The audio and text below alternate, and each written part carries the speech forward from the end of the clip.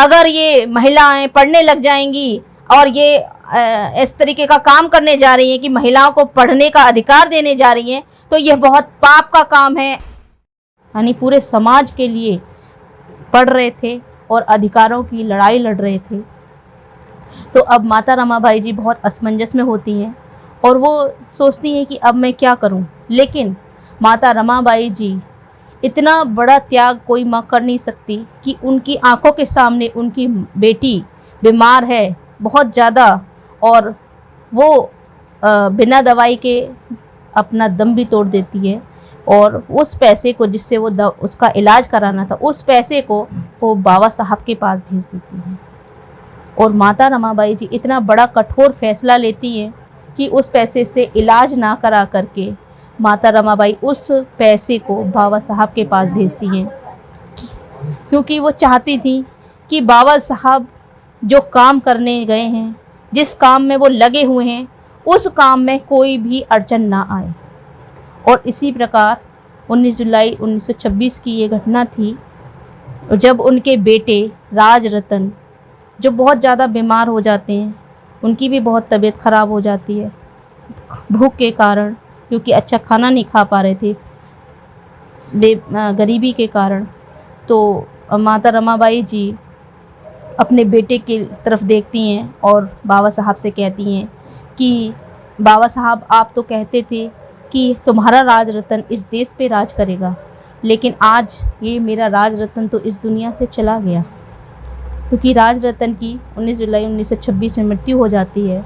और माता रमाबाई जी, जिनको वो बहुत ही ज़्यादा प्यारा था, और बाबा साहब को भी वो राज रतन को बहुत लाड़ प्यार करते थे, बाबा साहब भी उनको, राज रतन जी को। तो बाबा साहब भी बहुत दुखी होते हैं, माता रमाबाई जी बहुत दुखी होती हैं। और जब माता रमाबाई जी उनसे कहती हैं कि आप तो कहते थे कि मेरा बेटा इस देश पे राज करेगा, ये राज रतन मेरा देश पे राज करेगा, लेकिन ये तो इस देश दुनिया से चला गया। तो बाबा साहब सिर्फ एक ही एक बात कहते हैं माता रमाबाई जी से कि रामू, तुम चिंता मत करो, मैं जो काम कर रहा हूँ, मैं ऐसा काम करके जाऊँगा कि ये तो एक राज रतन इस दुनिया से चला गया, लेकिन जितने भी इस देश में राज रतन हैं वो सारे इस देश पर राज कर सकें। ऐसी व्यवस्था बाबा साहब करके गए। तो वो किस कारण कर सके, उसका कारण सिर्फ़ और सिर्फ माता रमाबाई जी थी, क्योंकि हमेशा माता रमाबाई जी बाबा साहब को प्रोत्साहित करती रहती थी,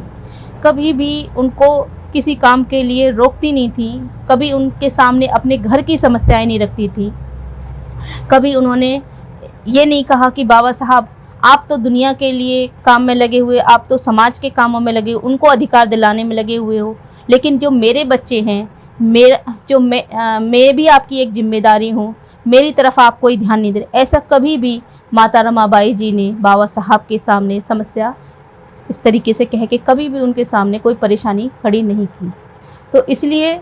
अगर बाबा साहब ये सब कुछ कर पाए, क्योंकि आप सोचिए कि एक माँ जिसके सामने एक एक करके उसके 4-4 बच्चे चले जाएं, और उसके बाद भी वो अपने पति से, जो कि बैरिस्टर हैं, सबसे ज़्यादा डिग्री उनके पास हैं, सिंबल ऑफ नॉलेज उनको कहा जा रहा है, और ऐसा पति जो सबसे मतलब काबिल है, आज तक उनके बराबर कोई डिग्री नहीं ले पाया, उससे एक साड़ी भी माता रमाबाई ने कभी उनसे ये नहीं कहा कि बाबा साहब आप तो इतने पढ़े लिखे हैं, लेकिन आप तो मुझे एक साड़ी भी नहीं दिला सके। ऐसी भी शिकायत कभी माता रमाबाई जी ने बाबा साहब से नहीं की। क्योंकि इस बात को भी मैं आपको एक घटना के ज़रिए आपको प्रूफ करके बताऊंगी कि क्योंकि एक बार क्या होता है, बाबा साहब का सम्मान हो रहा होता है,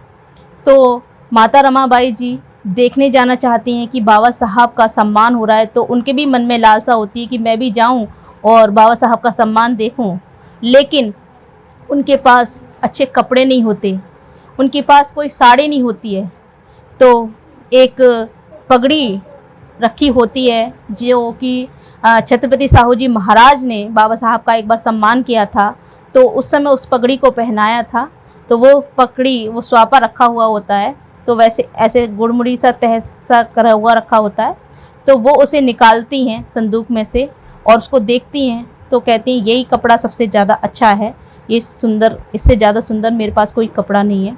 तो वो उसको ठीक करती हैं, उसको सीधा करती हैं, उसकी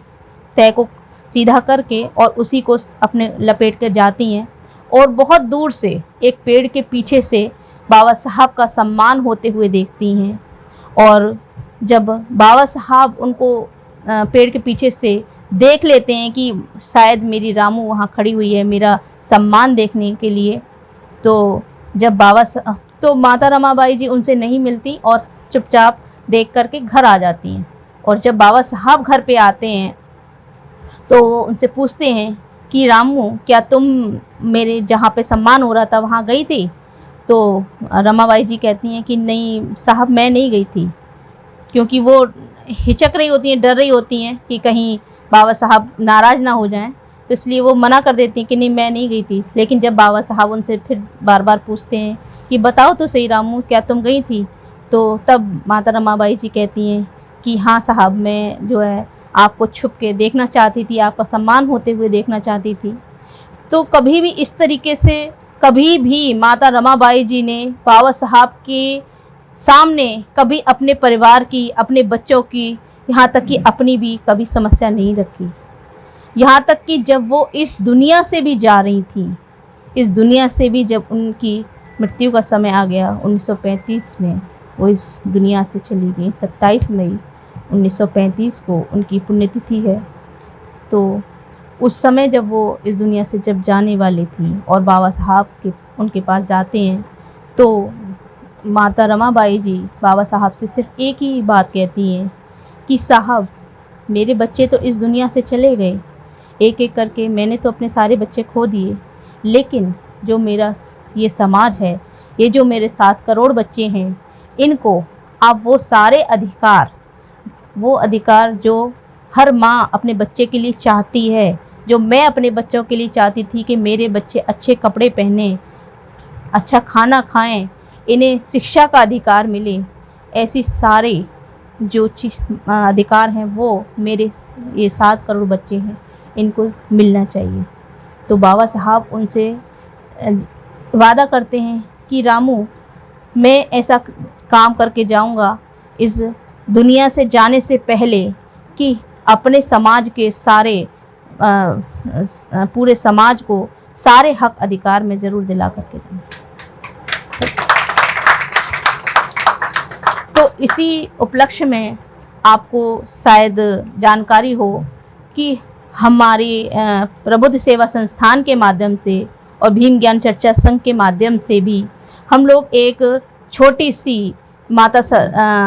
रमाबाई जी को एक छोटी सी श्रद्धांजलि देने जा रहे हैं। 29 मई को नवयुग मार्केट में रविदास टेम्पल में एक छोटा सा प्रोग्राम होने जा रहा है, बल्कि एक बहुत बड़ा प्रोग्राम होने जा रहा है, क्योंकि ऐसी राष्ट्र हित में, मानवता के हित में, समाज के हित में आज तक कोई पहल नहीं हुई। क्योंकि हमारी जो टीम है वो सिर्फ महिलाएं हैं और इसमें शामिल। इसकी सबसे बड़ी विशेषता ये है कि कहते हैं कि भाई महिलाएं कमज़ोर हैं, महिलाएं कुछ कर नहीं सकती, लेकिन ये एक ऐसा फैसला है, ये एक ऐसी श्रद्धांजलि है जिसके माध्यम से ये साबित हो जाएगा कि महिलाएं ना तो कमज़ोर हैं और ना ही महिलाएं किसी बात में कम हैं। क्योंकि महिला जो मतलब काम कर सकती है, क्योंकि जीवन देने की जो शक्ति होती है वो महिला के अंदर होती है। मौत किसी भी रास्ते से आ सकती है, कोई भी मार सकता है, लेकिन जीवन देना सबसे बड़ी बात होती है और वो शक्ति सिर्फ और सिर्फ महिलाओं के पास होती है। तो इसी तरीके से इसी बात को आगे बढ़ाते हुए महिलाओं ने ये फैसला लिया है कि प्रबुद्ध सेवा संस्थान के माध्यम से हम सभी लोग अपनी बॉडी का दान करने जा रहे हैं, अपने जो बॉडी पार्ट्स होंगे उनका दान करने जा रहे हैं, जिसके माध्यम से लोगों को, महिलाएं जीवन जब रहता है, जब तक तो जन्म देती है ना, लेकिन मरने के बाद भी जो हमारे बॉडी पार्ट्स हैं, जो हमारे बॉडी ऑर्गन्स हैं, अगर किसी के काम आ जाएंगे तो हम मरने के बाद भी किसी को जीवन दान दे सकते हैं।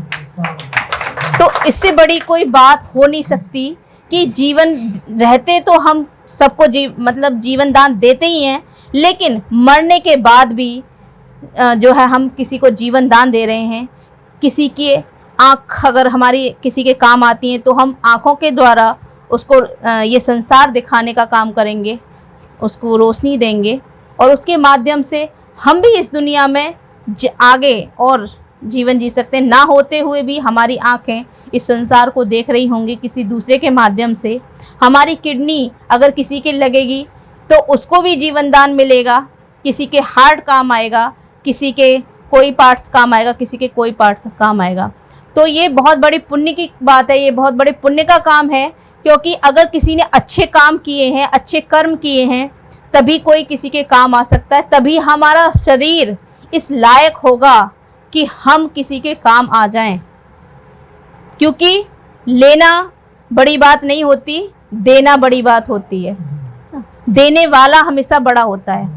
तो ये जो फैसला लिया है ये महिलाओं ने लिया है और आप सभी के माध्यम से इसी तरीके से जगह जगह छोटी छोटी चर्चाएं हो रही हैं और जगह जगह से सभी महिलाएं अपने अपने फॉर्म भर के दे रही हैं। और इसमें कोई घबराने की भी बात नहीं है, कोई शंका, कोई टेंशन लेने की भी बात नहीं है, क्योंकि मरना सभी को है, इस दुनिया से सभी को जाना है। सिर्फ फॉर्म आज भरा जाएगा, लेकिन जब भी कभी जब हम बूढ़े हो जाएंगे, बुजुर्ग हो जाएंगे और इस दुनिया से जाएंगे, उस समय जब हमारा शरीर सिर्फ जला दिया जाएगा, फूंक दिया जाएगा, और यहाँ तक कि मरने के बाद में आपको पता है क्या होता है कि उस बॉडी को कोई घर में भी नहीं रखना चाहता। परिवार में गेट के बाहर ही रखते हैं, अंदर नहीं लाता कोई, उसको कोई अंदर भी नहीं लाना चाहता, कोई रखना भी नहीं चाहता। सोचते हैं जो जल्दी जल्दी ख़त्म करो काम, कितना जल्दी हो जाओ उतनी जल्दी ये क्रियाक्रम निपटे, काम ख़त्म हो। और फिर आपको पता ही है भाई, चाहे एक रिवाज भी कह लो या कुछ भी कह लो, लौट के जल्दी से कुछ खाना भी ज़रूरी है कि भाई आओ जल्दी, अपना मुंह ज़रूर थोड़ा कुछ खाओ ज़रूर, है ना, जल्दी से। ऐसा ही होता है ना। तो जिस शरीर को कोई रखना भी नहीं चाह रहा, ऐसे वेस्ट चीज़ को और हम इन्वेस्ट करके एक नया मतलब इस तरीके का एक इतिहास रचने जा रहे हैं, मानवता के हित में, राष्ट्र हित में, समाज के हित में। और सबसे बड़ी बात कि ये हमारे बहुजन महापुरुष जो हमें रास्ता दिखा करके गए हैं कि हमेशा ही समाज का भला करना चाहिए, मानवता का भला करना चाहिए, कभी हमें इसमें भेद नहीं करना चाहिए। तो उसी रास्ते पर हम लोग चल रहे हैं। तो और एक और बड़ी बात मतलब मैं बताऊं आपको कि महापुरुषों ने आपको जो भी चीज़ दी, चाहे आप ज्योतिबा फूले जी को ले लीजिए, हैं, माता सावित्री बाई जी को ले लीजिए, उन्होंने शिक्षा का रास्ता हमारे लिए खोला, शिक्षा के द्वार खोले। तो एक शब्द कहा जाता है, बहुत ज़्यादा जगह मैंने सुना है, कि आखिर इस चीज़ की ज़रूरत क्या है। तो क्या हमें ये नहीं सोचना चाहिए कि बाबा साहब को क्या ज़रूरत थी इतनी परेशानी उठाने की, उन्हें क्या ज़रूरत थी अपने 4-4 बच्चों को खोने की, उन्हें क्या ज़रूरत थी इतना भूखे पेट रहने की। माता सावित्री बाई जी को क्या ज़रूरत थी कि वो अपने बच्चे पैदा ना करें और समाज के लिए, समाज की महिलाओं के लिए, समाज की बालिकाओं के लिए 1948 में उन्होंने स्कूल खोला। इसके लिए उनके परिवार से भी, उनके घर से, उन दोनों को, माता सावित्री बाई फूले जी को भी और ज्योतिबा फूले जी को भी घर से बाहर तक निकाल दिया जाता है, समाज से भी बहिष्कृत कर दिया जाता है। और इतने गलत मतलब उनके ऊपर आरोप भी लगाए जाते हैं कि अगर ये महिलाएं पढ़ने लग जाएंगी और ये इस तरीके का काम करने जा रही हैं कि महिलाओं को पढ़ने का अधिकार देने जा रही हैं, तो यह बहुत पाप का काम है। ये इस तरीके से जो भी महिला करेगी तो इसका पति मर जाएगा, ऐसा हो जाएगा, वैसे मतलब अनर्गल बातें जिनका कोई अर्थ ही नहीं, इस तरीके के उनके ऊपर आरोप लगते रहे। तो आखिर क्या ज़रूरत थी उन्हें ऐसे आरोप सहने की। तो हमें ऐसी छोटी सोच नहीं रखनी है अपने मन में कि हम ये सोचें कि हमें ज़रूरत क्या है। ये सोच हमें नहीं रखनी, क्योंकि हमारे महापुरुष हमें ये सोच नहीं दे करके गए हैं। हमें अपने महापुरुषों के रास्ते पर चलना है। और मेरा समय लगता है ख़त्म होने वाला है, इसलिए मैं अपनी वाणी जी तो फिर भी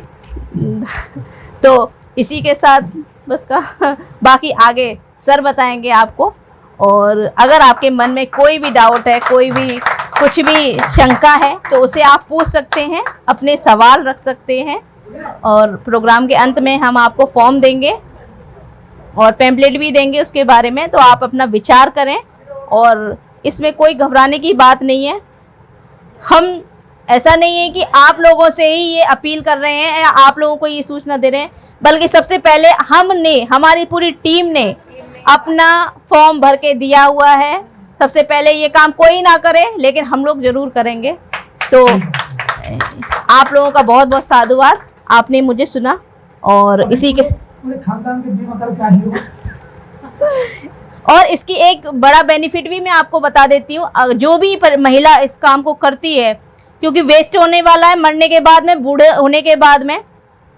तो अगर आपका किसी के काम आता है तो आपको हॉस्पिटल की तरफ से एक कार्ड भी दिया जाएगा, जो आगे चल के कभी भी आपके परिवार में अगर कोई समस्या आती है, किसी को बॉडी पार्ट्स की ज़रूरत पड़ती है, क्योंकि आपको पता है कि आजकल कितना प्रदूषण है, कितना जो है आपको मालूम है, कितनी वीकनेस बच्चों में आती जा रही आ रही है। और आंखें देखिए आप अभी से ही बच्चों की वीक होती हैं, किसी की किडनी में दिक्कत है, किसी की कुछ परेशानी है, तो वो भी आपको इसका फ़ायदा भी मिलेगा। अगर जो भी महिला अपने, उसके परिवार को पूरा फ़ायदा मिलेगा, उसके रिश्तेदारों को फ़ायदा मिलेगा, तो उनको पहले प्रेफरेंस दी जाएगी। उनको अगर कोई बॉडी पार्ट्स की ज़रूरत पड़ती है तो वो उस हॉस्पिटल से जिसमें हमने बात की है, उनको पहले प्रेफरेंस दिया जाएगा, उनको पहले इस चीज़ का लाभ मिलेगा। सब्सक्राइब करें आपके अपने चैनल समता आवाज़ टीवी को, बेल आइकन दबाना ना भूलें सबसे पहले हमारी वीडियो देखने के लिए।